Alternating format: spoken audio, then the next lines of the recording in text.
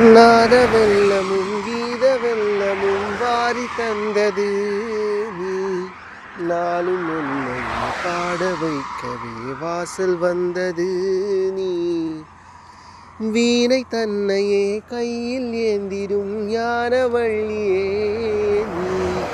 வெள்ளை தாமரை பூவின் மீதே ஆடும் செல்வியே நீ.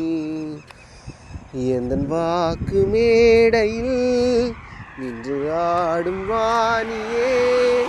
இந்த நாளும் மேன்மையில் என்னை ஏற்றும் தேவியே. அன்னை நீ அல்லவா, இன்னும் நான் சொல்லவா?